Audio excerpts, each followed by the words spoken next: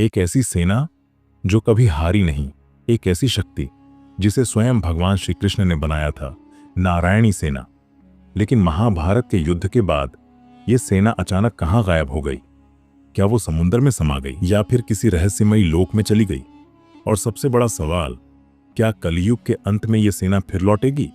आज हम जानेंगे नारायणी सेना का वो रहस्य जिसे युगों से छुपाया गया। नारायणी सेना एक ऐसी सेना जो द्वारका में स्वयं भगवान श्री कृष्ण की देखरेख में तैयार हुई थी। ये कोई साधारण योद्धा नहीं थे, ये थे तप, योग और भक्ति से शक्तिशाली बने महायोद्धा। इस सेना का उद्देश्य सिर्फ युद्ध नहीं बल्कि धर्म की रक्षा था। महाभारत के युद्ध से पहले अर्जुन और दुर्योधन दोनों श्री कृष्ण के पास सहारा लेने आए। श्री कृष्ण ने कहा, एक मेरी सेना ले लो और दूसरा मुझे, पर मैं शस्त्र नहीं उठाऊंगा। अर्जुन ने कृष्ण को चुना और दुर्योधन ले गया पूरी नारायणी सेना। उस दिन से नारायणी सेना कौरव पक्ष में लड़ने लगी। पांडवों के लिए ये एक बड़ी चुनौती बन गई, लेकिन अंत में धर्म की विजय हुई। महाभारत के अंत में जब कुरुक्षेत्र की धरती खून से लाल थी, एक सवाल हर ओर गूंज रहा था, अब नारायणी सेना कहां गई? ना किसी ग्रंथ में उनका जिक्र, ना कोई इतिहास में नाम। क्या वो स्वयं वन में चली गई या फिर कृष्ण ने उन्हें किसी और दुनिया में भेज दिया?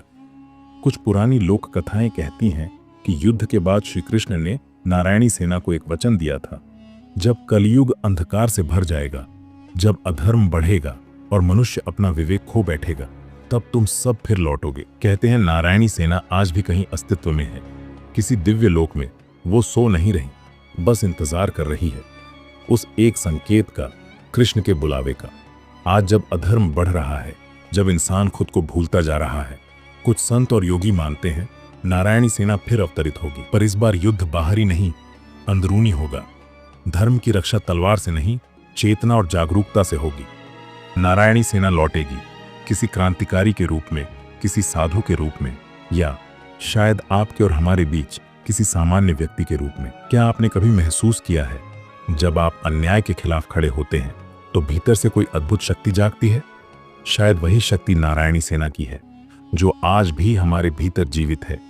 आपके अंदर जो सच और साहस की आवाज उठती है, वही कृष्ण का संकल्प है, वही नारायणी शक्ति है। अगर आप सच्चाई के साथ हैं तो श्री कृष्ण आपके साथ हैं और नारायणी सेना आपके भीतर।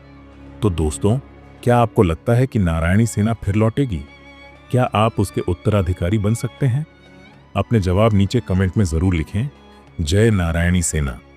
अगर आप भी धर्म की राह पर चलना चाहते हैं, वीडियो को लाइक करें, शेयर करें और चैनल को सब्सक्राइब करें, क्योंकि हम लाते हैं ऐसे ही रहस्यमयी, ऐतिहासिक और आत्मा को छू लेने वाली कहानियां।